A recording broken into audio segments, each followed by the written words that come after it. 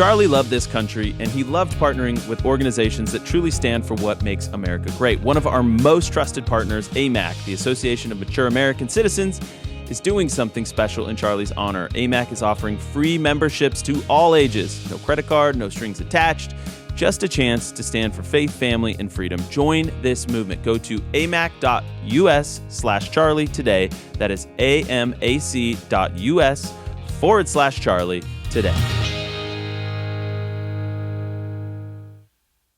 There is a back and forth going on. I mean, it first flared up during the One Big Beautiful Bill about this moratorium on states putting forth any regulation. So at that time, we brought in Stephen Miller. Stephen and Charlie had a big conversation about it, ended up going viral. And it was about this idea of, can states like California or New York issue regulations when it comes to AI?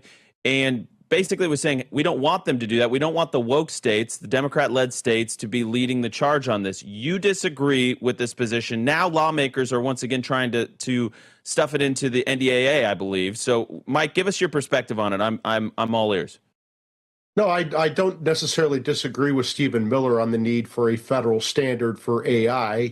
I guess it's the tech companies are the only companies in America who think they need federal preemption, but I'm not necessarily opposed to federal preemption. They're not asking for federal preemption with federal rules of the road. They're asking for AI amnesty, like they did with Section 230 back in 1996, where these small tech platforms had Section 230 amnesty and then antitrust amnesty, and then we got Google, Amazon, Facebook, and Apple that crush competition, shutter small businesses, and cancel conservatives and others with whom we disagree. We can't repeat the mistakes of Section 230 with AI. And so I understand that we need to be competitive across the world and compete with China and compete with our other adversaries.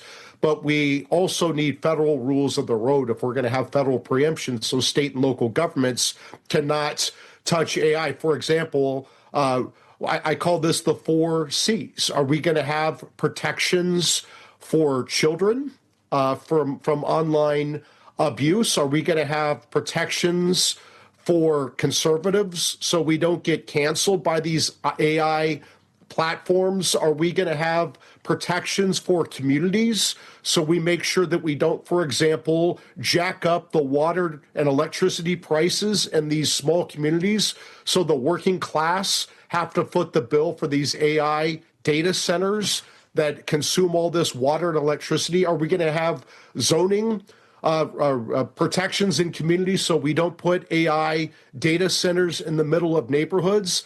These big tech oligarchs, the AI bros, say no, that they should have full amnesty from state and local and then no federal rules of the road so they can just do whatever the hell they want, like they did on Section 230.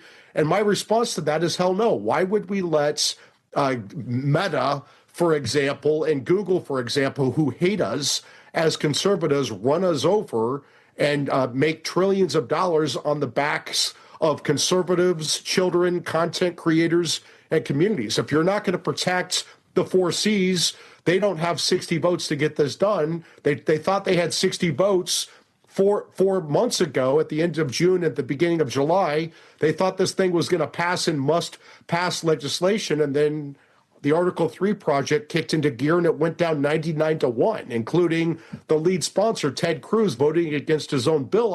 I'll tell the AI bros the same thing. If you try to do this again, we'll kick your butts again. And if you're going to get 60 votes, you're going to protect the 4 C's. Yeah, this is a Trump Truth Social 169. He says, investment in AI is helping to make the U.S.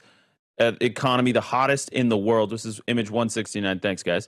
But overregulation by the states is threatening to undermine this growth. Some states are even trying to embed DEI ideology into AI models, producing woke AI. Remember Black George Washington? We must have one federal standard instead of a patchwork of 50 state regulatory regimes.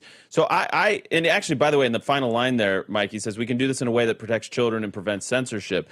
So is the middle ground here spearheading a federal effort to make sure that we have AI, a regulatory regime at the federal level, so we don't have this patchwork? It sounds like you're open-minded to that. Yeah, and I'm working with the president and the vice president and their teams on that right now. But they're going to protect children, conservatives, communities, and creators, or they're not going to get this done. It's very easy to go on conservative media and get people to light up their 2 home state senators and their U.S. House rep, and then all of a sudden this AI amnesty that they think they're going to jam through at 4 o'clock in the morning goes down 99-1. So if they want to play this game again, I'll kick their asses again. So I'm convinced. I'm convinced, Mike. I think you're right. I think there's some money involved in some of this push to keep getting this bill that went down in flames back into the NDAA. I think you're right. I think we need to scrap it. I think we need to get it into federal level. I think that's the key here.